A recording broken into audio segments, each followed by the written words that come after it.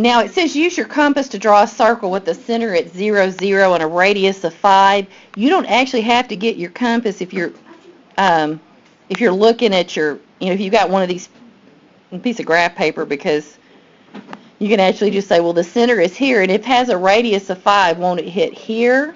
Sorry, kind of missed it here.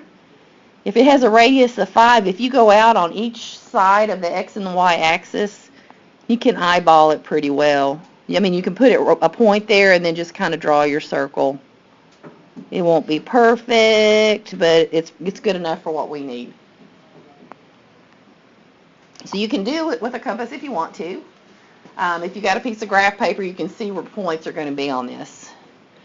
It says use the distance formula to show that if x, y is on the circle. So let's pick a random point and call it x, y. We're going to kind of do a little proof here. If x, y is on the circle, then x squared plus y squared is equal to 25. Okay. So here's how we're going to do this. If I use the distance formula, isn't a circle, if I start at the center, which is 0, 0 here, every point on a circle is equal distance out, right? Because all the radii are congruent. So if I draw a line right there and I do the distance formula, we would square root. If you remember, this would be like my first point. This would be like my x. Actually, I'm going to call this x2, y2. And I'm going to call this one x1, y1. I may wish I'd done it the other way around in a minute. I never know till I write the formula down. It's the difference of the x's subtracted. So the formula, if you look at it, it's x2 minus x1 squared plus, I need to extend my little radical sign out, the y subtracted squared. Now the distance formula, if you remember when we did this before, it's really just the Pythagorean theorem. We can kind of see that if I drop a line straight down here and right over, we can see there's a right triangle there, right? I'm going to take it off though just because that's not really what we're doing here. Now I know some of these points. I'm going to go ahead and fill in what I know. My x2 over here, I called it just x. I'm going to plug that in. My x1 over here, isn't this the point 0, 0? When I plug x1 in, it's just going to be 0.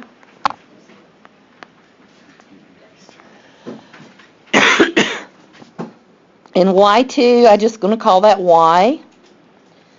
And y1 down here, you can't tell it because it's so sloppy and it didn't pick up well, is a 0. So the distance is the square root of x. X minus 0 is just x squared. And y minus 0 is just y, right? Squared. What is the distance? What is the radius on this? 5. If you use the compass, you set it to 5. If not, you went out 5 wherever you could and drew the circle. So what we're going to do is replace the distance with 5.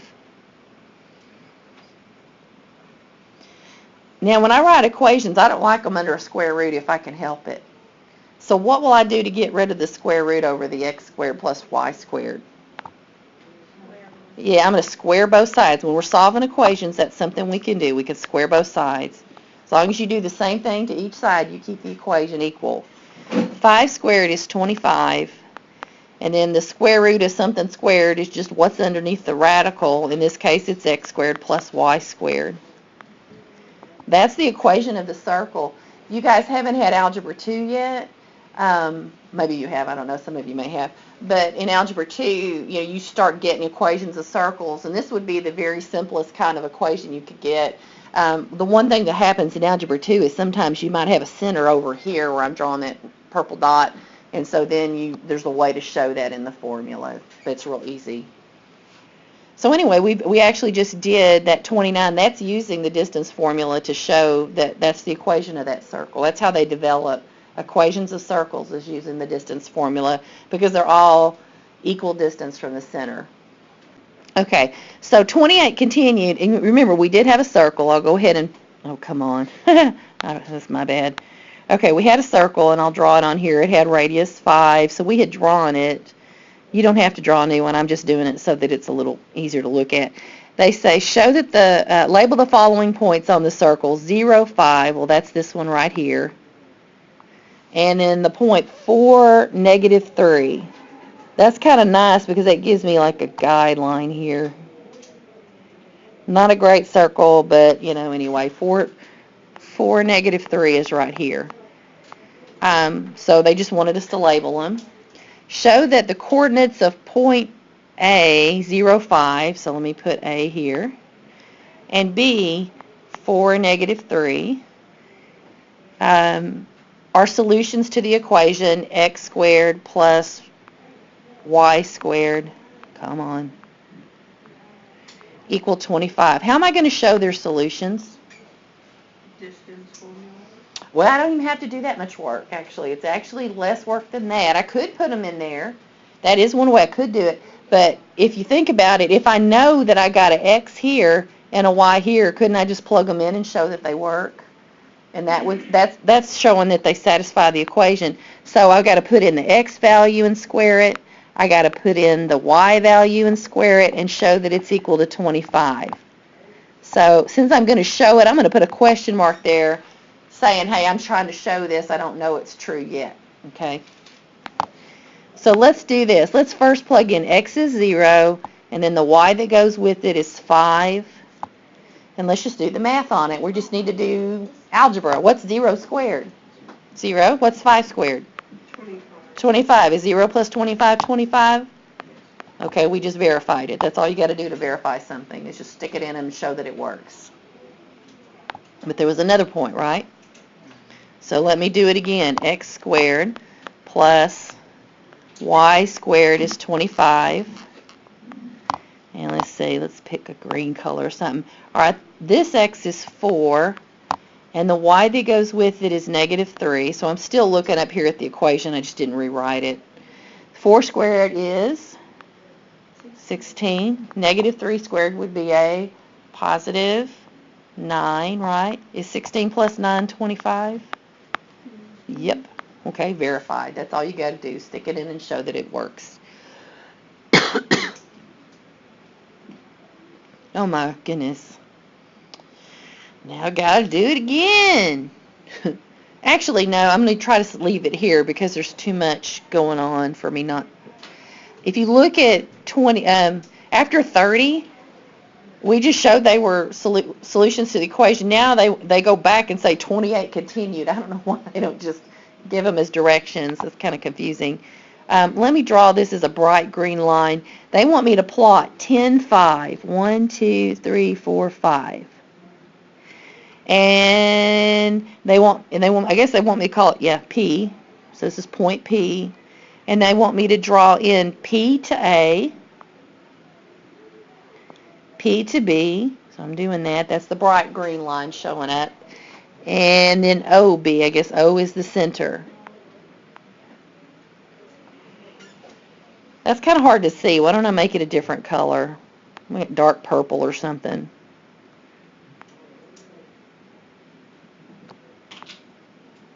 That might be a little easier to see. That green gets kind of rough. How do you know that PA is tangent to circle O? Yeah, it is. It's easy to see, isn't it? That's a horizontal line. If you look at PA, I'll highlight it in yellow, or I'll kind of right above it. That right there is a horizontal line, isn't it? And it's hitting a vertical line, and every horizontal line and every vertical line are perpendicular. So I know for sure that's perpendicular. I can look at the graph and see it. Right there, that's a right angle. So it's perpendicular. So that's the answer to 31, basically. PA is perpendicular to, what is it? OA, I guess.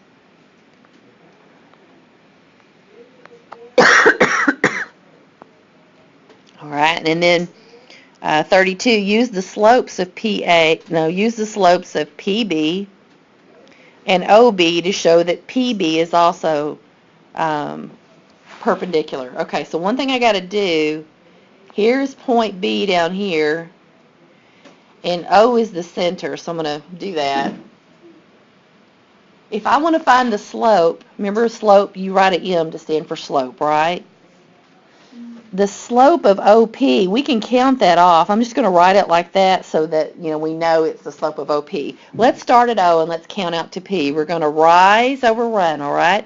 Starting at the center. Rise 1, 2, 3, 4, 5. Wait a minute, I didn't do that right, did I? Am I doing the right?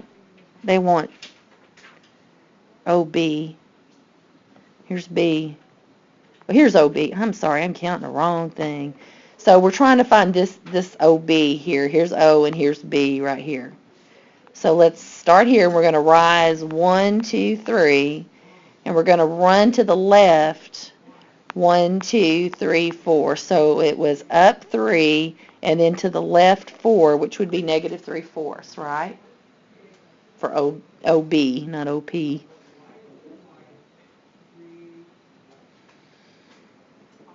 Now I need to do the slope of PB. So let me put that right here. The slope of PB. Okay, so let me highlight that with an orange or something just so we're real clear on what we're counting. Counting this, right? So this is, it's always easier for me to start low and count to high. So let's start low and we're counting over here to point P on that orange line.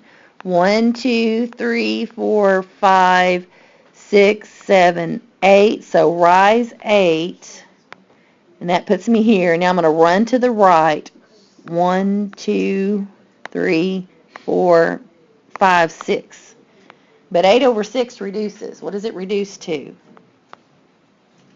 Isn't it like 4/3 if you divide 8 by 2 and 6 by 2? Are these two slopes perpendicular? Why? How do we know that? Well, we wouldn't have to know about slopes to know they're perpendicular.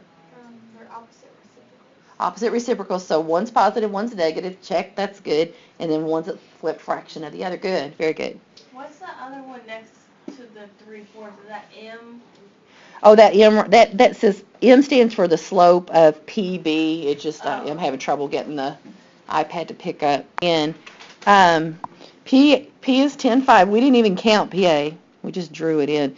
B was 4, negative 3. So 4, 1, 2, negative 3.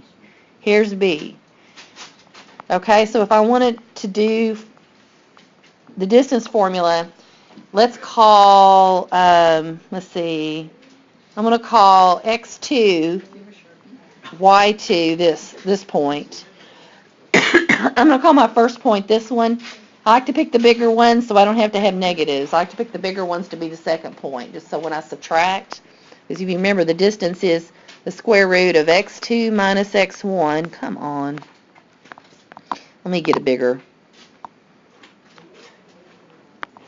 x2 minus x1 squared plus, come on, y2 minus y1 squared. Okay, so this will be really quick. I'm going to write in blue or something here. So x2 was 10 right here, minus x1 was 4 squared, plus, come on, y2 is right here, it's 5, minus y1 was negative 3 squared. Okay, let's just do it all in blue now. So 10 minus 4 is 6 squared. 5 minus minus 3 would be 5 plus 3. Wouldn't that be 8 squared? And that's 6 squared is 36. 8 squared is 64. You add it up, you get 100, right? 36 and 64 is 100. What's the square root of 100? 10.